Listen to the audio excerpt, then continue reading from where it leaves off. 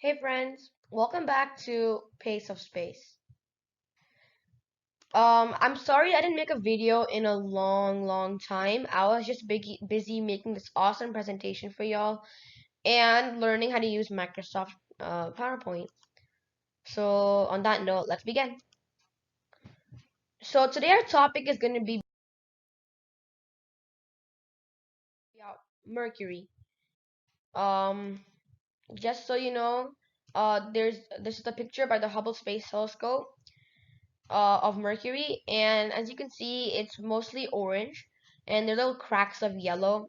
And also, one thing I wanted to point out is that it's filled with lots of craters. Earth has some too, but not as many as this because Earth has actually a good gravitational field, and it has actually an atmosphere to protect from these asteroids. But Mercury has doesn't have much of a strong atmosphere. So that's why it's totally bombarded with so many meteors and asteroids and little tiny space rocks every single day. So moving on, our next thing we're going to talk about is what really is Mercury. So if you already didn't know, Mercury is an element, but it's also a planet. So it's the first planet from the sun. In the morning, it measures 800 degrees Fahrenheit. So just to give you a little sense of how much that is, the hottest place on Earth is 135, 140 at the max degrees Fahrenheit. Um, Also, it measures a mind-boggling negative 260 degrees Fahrenheit during the night. Also, to give you a little sense, the coldest temperature on Earth maybe negative 80, negative 80 at the max. Also, it's the smallest planet, yet so hot. And with these temperatures in mind, Mercury places second in terms of heat, right next to Venus, the hottest planet. So here's a picture of Mercury. It's a bit different than the other one because there's a twist to it. This was taken by an infrared telescope. This picture was taken by an infrared telescope. And infrared is kind of useful because you actually get to spot little differences and you get to spot little minor things in the planet which can make a big difference. So you can see blue, but that's just what it looks like with the infrared. So yeah, so as I was saying, it's infrared picture of Mercury. Moving on, next what we're going to talk about is why is Mercury so steaming hot? If you're looking for answers, now is the time to get your notebook ready. The reason behind Mercury's scorching temperatures is that it is closest to the sun. I know I said it's the first planet, but I mean, like Saturn is pretty far from the sun, right? It's um it's the sixth planet, and Saturn is pretty cold. It's like much colder than Earth, maybe around negative 300. That's negative 300 degrees Fahrenheit, and it almost has no atmosphere. Mercury almost has no atmosphere. I said that because so usually like it was if it was for Earth, for example, if these little tiny meteors it came, they would just burn up in the atmosphere because when it goes at such high velocity, it just burns up in the atmosphere.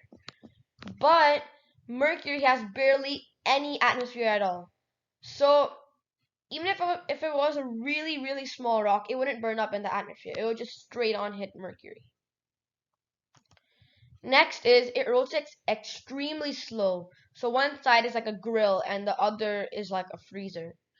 So Earth rotates. So one day on Earth is how much it rotates on its own axis. One day is 24 hours.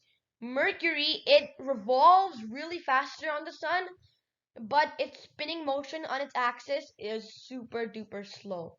So that's why on one side it's really hot and the other side it's really cold. Next up is At one point during Mercury's revolution, it is really close to the sun, making it even hotter than before. So think of Mercury's revolution around the sun. It's not really an exact circle. It's more of like a circle with a little bump in it. So um at one point it just gets really close to the sun, much closer than before, and that's what makes it even hotter than before. So on regular, Mercury is probably like 700 degrees Fahrenheit, but that 800 part comes when it gets really close to the sun. And lastly, due to its distance from the sun, its atmosphere is slowly getting melted off. So that is another reason that it's getting even hotter than before. So maybe by 2050, Mercury's temperature is going to be maybe 900, theoretically 1000 degrees Fahrenheit. So that's pretty mind blowing. And here is another picture of Mercury. It's so this is in infrared, but it's a different kind of infrared. It focuses more on what is hot and what is cold. So the darker colors means that it's hotter. So these red places, you see, it's hotter than these blue places. So moving on, our next slide is going to be about, is Mercury suitable for life? So can Mercury have life? Can humans live on Mercury? So actually the answer is quite simple, and that is no. Of course it is no. Even if we step foot on the steaming planet, we would get barbecued immediately. Some other reasons are extreme temperatures. Humans can barely even handle, like we get sick if you're like 100, 100, 101, 102 degrees Fahrenheit. You get sick. And imagine if you were standing at 800 degrees Fahrenheit. You would literally like evaporate. Number two, lack of atmosphere. So Earth has a really good atmosphere. That's where it contains all the oxygen, all the needed gases for life. Mercury doesn't have an atmosphere, so you can't breathe anything. And number three, too much solar wind and radiation passing by regularly. So the sun emits something called solar wind and also emits radiation. Um, so Earth's ozone layer, it protects from all this stuff, but just like I said before, Mercury doesn't have an atmosphere or an ozone layer. So that's how its surface is getting melted off. That's how much of its atmosphere is getting melted off because it can't protect itself. And number four, it has huge temperature fluctuations. So one example of that is on one side it's like a freezer and the other side is like a grill. One side is on 800 degrees, one side is negative 260. I mean, like, that's pretty cool. And number five, there's no water. Water is like one of the biggest necessities for life because like all animals need water. All living things need water. Even plants need water. So, no, and lastly, number six, no other necessities for life such as carbon dioxide, oxygen, carbon, and nitrogen. So if you're thinking on this picture here, what is that rover doing on Mercury? Actually, it's not there yet. It's just an artist's depiction of it. So it's actually a future mission that is still under debate. So it's a mission to Mercury, but scientists are not sure whether they should actually go, whether they should send a rover there or not. So it's still under debate. Our next slide is actually going to be some possible solutions for the problems of life on Mercury above. So these may be a bit high tech, these may be a bit too costly, this may be a bit too futuristic, but these are some ideas that I had. So to solve the heat problem, we could maybe attach some kind of heat shield near Mercury's atmosphere. So some kind of shield to protect from the extra heat we're getting from the sun due to its distance. Number two, for the lack of atmosphere problem, we could probably contain lots of the much needed gases and inject them into Mercury's weak atmosphere. So by inject meaning like kind of pouring it or just kind of keeping it up there. And next one is for the solar wind and radiation, we could possibly find a helpful way to harness these powerful things. So we could probably find a way to use these things for our day-to-day life.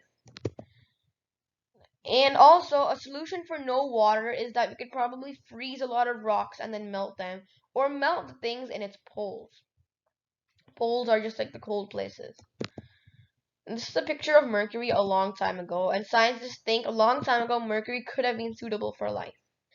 Because for a long time the sun has been evaporating lots of Mercury's atmosphere. So before Mercury could have had a thick atmosphere, which was like Earth, possibly like Earth. And some fun facts are Mercury's distance from the sun is about 35 million miles. Mercury is the second densest planet after Earth. So Earth is the densest planet. So which means it is very compact. Mercury has no moons or celestial objects orbiting around it. Like Earth has one moon, Mars has two moons, Phobos and Deimos. But Mercury has no moons at all. And one cool fact, scientists have recently discovered two more moons. They're not really moons, they're just dust clouds orbiting around Earth. So Mercury has nothing like that either. Mercury has nothing like that either, like Mars doesn't have anything like that, but Earth does. So Mercury has no moons or celestial objects orbiting around it. And it survived an impact with one of the largest asteroids ever discovered. So you can think about it as a larger asteroid than the one that killed the dinosaurs, more than 7 miles long. So that's pretty cool actually about Mercury. And it has the fastest revolution around the sun. I've said that. And also Mercury has ice on it. Because it's so cold on its poles, it has ice on it. And also Mercury may have had volcanoes before. So asteroids hitting it could have caused the craters too, and also volcanoes, they can cause craters, or actually lava canals that have dried up. So that's one pretty cool fact too. So guys, if you guys learned something, please like, subscribe, and share. And also, I hope you guys enjoyed my new presentation style, and to watch more awesome videos, click that notification bell.